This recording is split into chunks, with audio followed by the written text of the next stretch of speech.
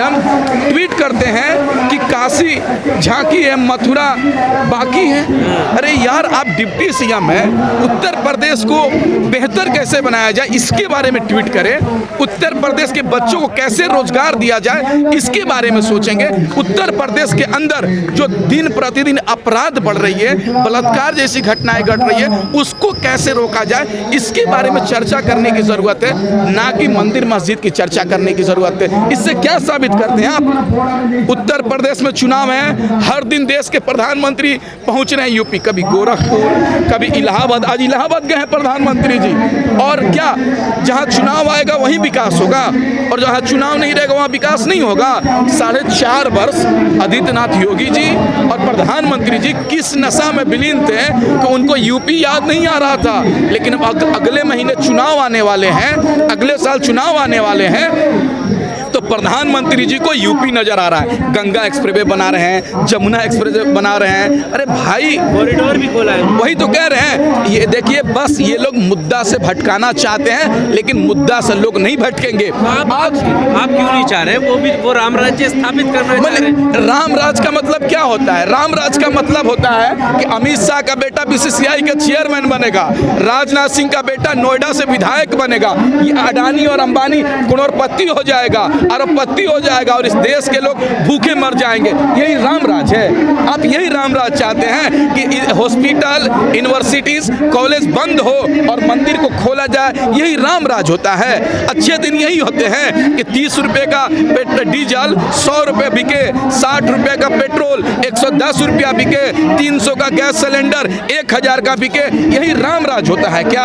आज सड़कों पर जाइए ना, अब जाइए सड़कों पर, देखिए बच्चे भटक रहे हैं रोजगार के लिए। कह रहे हैं बच्चे, नफरत नहीं रोजगार चाहिए। प्रधानमंत्री जी, युवा को जीने का अधिकार चाहिए, ये बच्चे कह रहे हैं। लेकिन प्रधानमंत्री जी को मंदिर मस्जिद से फुर्सत मिलेगा तब तो बच्चों की बात करेंगे।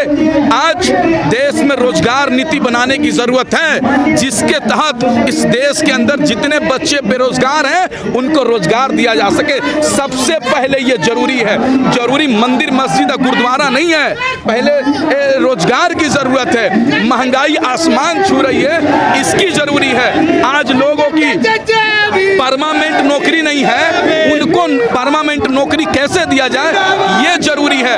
आज रोजगार गारंटी नहीं बन रहा है, रोजगार नीति नहीं बन रहा है। लोग 3 महीने नौकरी करते हैं, कंपनी वाला हटा देता है। क्या उनको परमानेंट नौकरी करने का अधिकार नहीं है? क्या विधायकों को जो पेंशन मिल सकता है, सांसदों को पेंशन मिल सकता है, तो जो इंसान सरकारी नौकरी करता है, प्राइवेट नौकरी करता है, 60 वर्ष तक पूरी जिंदगी कंपनी को दे देता है, क्या उनको पेंशन मिलने का अधिकार नहीं है? तो योगी जी कह रहे हैं हर दिन रोजगार बढ़ रहा है यूपी में। हाँ, बढ़ रहा है, बिल्कुल। योगी जी के बात से हम सहमत हैं। उनका विकास देखना हो, उनका रोजगार देखना हो, उनका बेहतर उत्तर प्रदेश देखना हो, तो कागज पे दिखेगा, बैनर पे दिखेगा, टीवी स्टूडियो में दिखेगा और टीवी में दिखेगा। उनका विकास सड़क पर नहीं दिखेगा।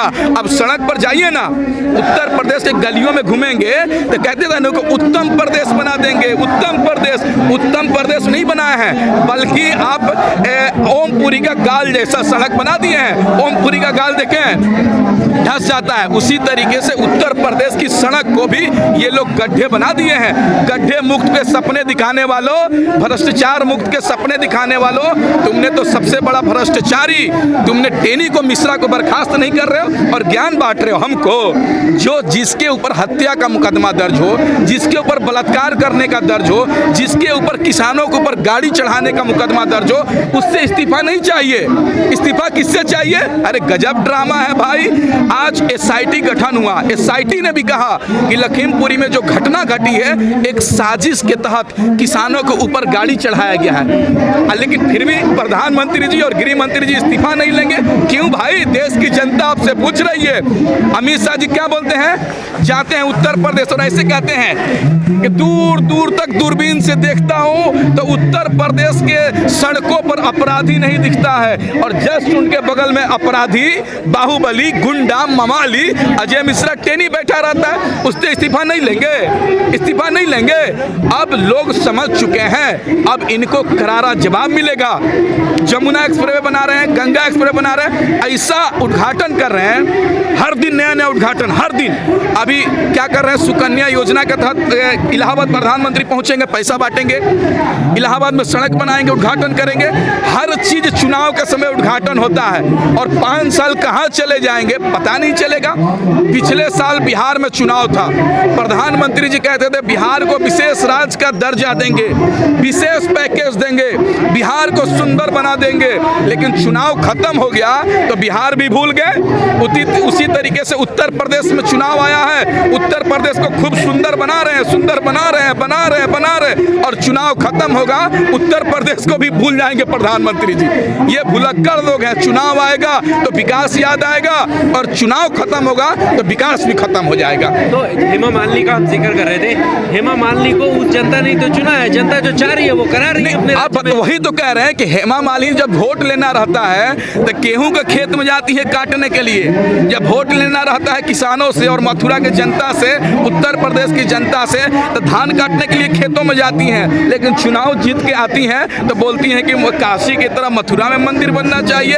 अरे हेमा मालिनी, आपको शर्म आना चाहिए कि आप एक चुनी हुई जनता के द्वारा प्रतिनिधि होकर उत्तर प्रदेश और देश की विकास की बात नहीं कर रही हैं, बल्कि गाय गोबर की बात कर रही हैं, मंदिर मस्जिद की बात कर रही हैं, लोगों को मुद्दे से भटका रही हैं। देश ऐसे चलेगा? देश नफरत से नहीं मैडम, मोहब्बत से चलेगा, इखलाक से चलेगा। जैसे आप फिल्मों में अमिताभ बच्चन के साथ प्यार करती थी, उसी तरीके से उत्तर प्रदेश की जनता के साथ भी प्यार कीजिए, नफरत मत बांटिए, प्यार बांटिए। और मथुरा के बच्चों के लिए भी कुछ संसद में मोदी जी से सवाल कीजिए। मथुरा के बच्चे रोड पे भटक रहे हैं, अलीगढ़ के बच्चे रोड पे भटक रहे हैं, गोरखपुर के बच्चे रोड पे भटक रहे हैं। यहाँ तो SSC के GD के बच्चे तो आए हैं, रोजगार की कोई नहीं मिल रहा है, किन्हीं को ज्वाइनिंग लेटर नहीं मिल रहा है, किसी को फॉर्म नहीं आ रहा है, ये तो बच्चे भटक रहे हैं। 2018 में रेलवे ग्रुप डी का वैकेंसी आता है, 2021 खत्म होने वाला है, अभी तक आप बताइए रेलवे ग्रुप डी का एग्जाम नहीं हुआ। लोकसभा का चुनाव होगा 3 महीना में कंप्लीट, विधानसभा का चुनाव होगा 3 महीने में कंप्लीट, सब चुनाव 3 महीने में कंप्लीट, लेकिन ग्रुप डी का बच्चों का एग्जाम 3 साल में नहीं होगा। अरे प्रधानमंत्री जी, आपको शर्म करना चाहिए। लंबी लंबी बातें फेंक रहे हैं, ये कर दिया, वो कर दिया, ऐसे कैसे कर दिए? कुछ हो तो दिखिए नहीं रहा, लंबी लंबी बातें फेंक रहे हैं। बात फेंकने से नहीं होगा, बात जुमला से देश नहीं चलेगा। आपको बच्चों को ध्यान देना होगा और देश को ऐसी ऐसी कानून नहीं लाना होगा जिस कानून के देश की जनता को कोई फायदा नहीं। NRC लाएंगे, देश की अल्पसंख्यक लोग 1 साल धरना देंगे, कृषि कानून लाएंगे, किसान 1 साल धरना देगा, SC ST कानून का संशोधन करेंगे, आरक्षण खत्म करेंगे। अरे भाई, इन कानूनों से क्या मतलब है देश की जनता को? इससे फायदा नहीं है। तुम लाओ जो कानून लाना चाहते हो, देश की आम जनता के फायदे में हो। देश के बच्चे को रोजगार कैसे मिले, रोजगार की गारंटी कैसे मिले, इसके बारे में कानून लाओ। महंगाई आसमान छू रही है, कैसे देश की जनता को न्यूनतम कम से कम दामों में अनाज मिल जाए, चावल मिल जाए, दाल मिल जाए, गैस मिल जाए, इस पे कानून बनाओ ना। हमारी बहन बेटियों के साथ दिन दहाड़े बलात्कार किया जा रहा है, उस पे कानून बनाओ। कानून तो बनाते नहीं हो। दिल्ली कैंट में हमारी बहन के साथ बलात्कार हो गया, क्या हुआ? बलात्कार रुका? संगम विहार दिल्ली में, उन्नाव में, हाथरस में कांड हो गया, क्या हो गया? कहाँ प्रधानमंत्री जी है बेटी बचाओ बेटी पढ़ाओ का नारा देने वाले? कहाँ हैं आप लोग? कहाँ विकास करेंगे, सबका साथ सबका विकास, नफरत नहीं, फलाना ढिमका? खाली जुमला दे सकते हैं ये लोग और कुछ नहीं दे सकते हैं। अब लोग जाग चुके हैं, अब इनसे सवाल किया जाएगा, मुट्ठी बांध के इनकलाब किया जाएगा और इस सरकार को उखाड़ फेंक दिया जाएगा और वैसी सरकार लाई जाएगी जिसमें आम जनता का विकास हो, अडानी और अंबानी का विकास नहीं हो, हेमा मालिनी का विकास नहीं हो, कंगना रनावत का विकास नहीं हो, ये 2.25 आंख वाले रामदेव बुआ का विकास नहीं हो। इस देश की जनता का विकास हो, वैसी सरकार चाहिए हमको। हमें बहुजनों की सरकार चाहिए जिसमें देश की गरीबों की बात हो, अमीरों की बात ना हो।